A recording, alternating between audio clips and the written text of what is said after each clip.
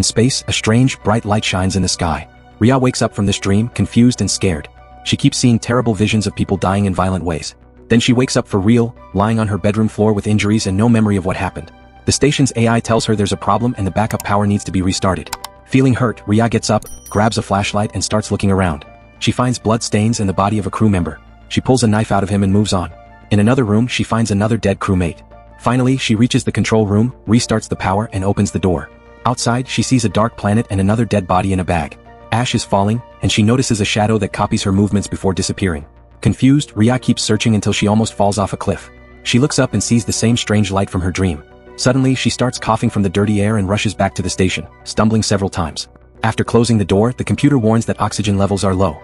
Ria hears someone call her name and sees visions of the crew being attacked, including a friend with a rotting face. She remembers happier times, sharing a meal with the crew who wanted to explore the planet because the air was almost breathable.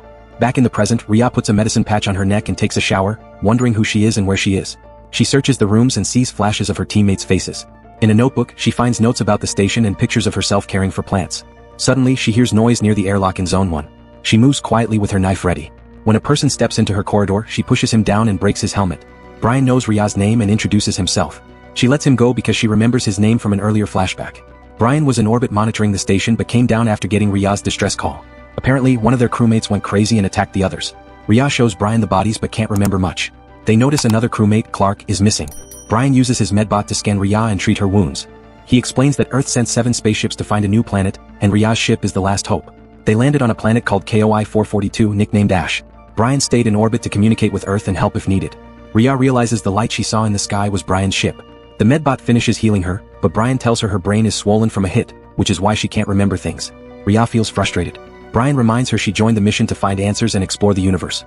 Later, Ria tries to sleep but keeps hallucinating a crewmate staring at her through the door crack.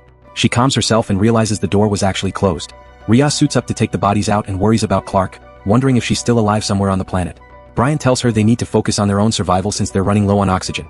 The orbital ship only aligns with the station every 12 hours so they have limited time. Suddenly, Ria sees a dead face move and flashes of the attack. Panicked, she rushes back. Brian checks on her but she snaps, saying she just needs rest. Later, Ria finds scissors in the bloody room but drops them after remembering stabbing a crewmate. She retreats to her room, applies more medicine and breaks down. Once calm, she apologizes to Brian. While watching a terrible sandstorm outside, Ria keeps seeing visions of her crewmates dying. Brian tells her she had been dating one of them. Their moment is interrupted when the computer warns the hull is breached and oxygen is critical. They suit up and search until they find a hole in the wall. Inside, Ria discovers signs someone has been there before. Ria hears a strange noise and starts following it. But the passage gets too narrow, so she has to take off her helmet. Now she can't talk to Brian and has to breathe bad air. Moving more easily, she finds a loose piece of metal making the noise. While she tries to fix it, a hand suddenly reaches in and grabs her. She has a vision of a melting face but the hand disappears. It was a hallucination. She quickly finishes fixing the hole. Back in the main room, Ria tells Brian about her visions. She thinks Clark caught some kind of infection that caused a psychotic break like rabies. Brian gets angry and reminds her they've already lost 30% of their oxygen and have to get ready for the lineup in 5 hours. He tells her to stop trying to rescue Clark and focus on escaping. To keep busy, Ria looks through her crewmates' rooms. She remembers how her boyfriend Kevin used to play music for her.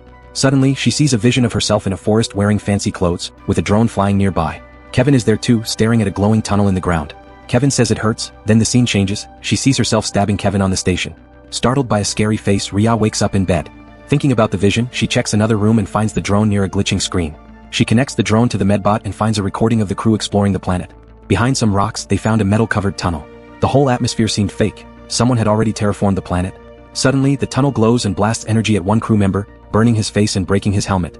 Smoke, flames, and electricity start coming from the tunnel, and the drone shows this happening in other places too. Brian interrupts her watching. Ria accuses him of knowing more than he says, but he swears he only knew the crew left on a mission and then the station went silent. Ria doesn't believe him and they argue. She admits her visions show she might have killed some crewmates. She needs to know if it's real or not, which is why she wants to stay. She also says when her medicine wears off, she remembers more. Brian gets angry and says they can't miss the lineup. He doesn't trust her without the medicine. Their main goal is to tell Earth about the terraforming technology that could save humanity. While Ria is packing, Brian comes to apologize for snapping at her and puts a new patch on her. Since the patches aren't working well, he adds a second one on her neck. After he leaves, Ria feels dizzy and takes off a patch, which brings back a memory. She remembers being attacked by one of the men and trying to fight back. Her punches didn't do much and he overpowered her. When he tried to choke her, she grabbed scissors and stabbed him to make him back off. Even then, he kept coming, so she hid under a table and stabbed his leg to make him fall. Then she sat on him and kept stabbing until he was dead. Back in the present, Ria collapses on her bed but wakes up from terrifying visions. She realizes the infection has spread to the whole crew. That's why she ended up killing them. Suddenly, she hears a noise and thinks it's Brian, but it's Clark in a suit. Scared, Rhea runs, grabs a weapon, and hides in a vent where she finds Brian dead with a burned face. Clark spots her and they fight. Rhea lights the weapon on fire. Clark tries to stop it, but her suit catches fire. Rhea tries to escape but falls and Clark follows, breaking a fire extinguisher to put out the flames. They keep fighting through several rooms until they reach the bathroom. Clark smashes Rhea's face into the wall, triggering a memory. Rhea connects the shower to Clark's helmet and turns on the water, slowly drowning her. Realizing what she's done, Rhea takes Clark's body to the medbot, but it can't revive her.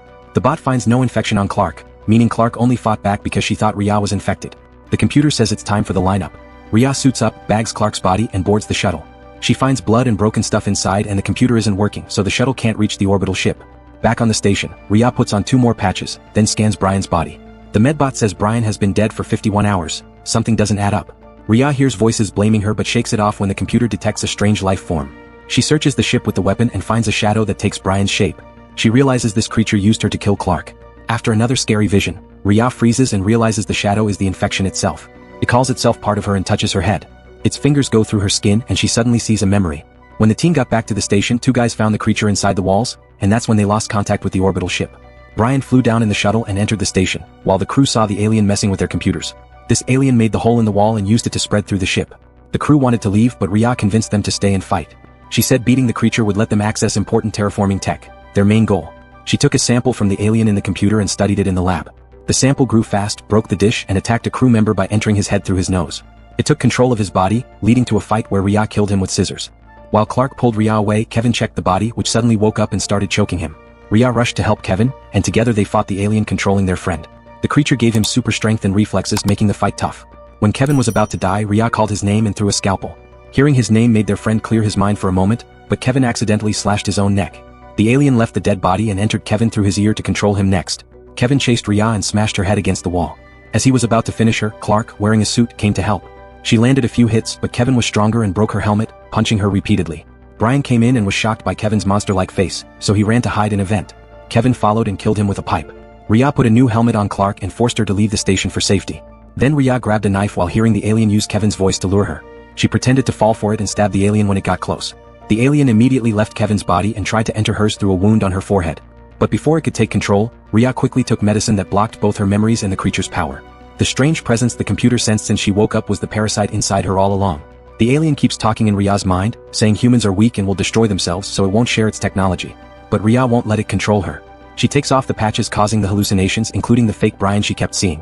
The computer warns the oxygen is dangerously low. This time Rhea makes the medbot scan her for real. The robot finds the parasite in her forehead and slowly removes it with a mechanical arm. Rhea's heart even stops for a moment, but she wakes up just in time to see the robot pull the alien out. The alien runs away. Rhea thinks it's over, but the alien takes over Brian's body, turning him into a monster that attacks her. They fight fiercely. Rhea stabs the creature's forehead with a screwdriver and kicks it away. She puts on a special suit and fights again, stabbing the monster in the chest. The alien chases her to a lab where she shoots fire at a spray can, creating big flames that burn the monster to death. After that, Rhea sets the whole station on fire and runs to the shuttle. This time, she gets the shuttle working and escapes just in time, flying through the atmosphere to reach the orbital ship as it passes the planet.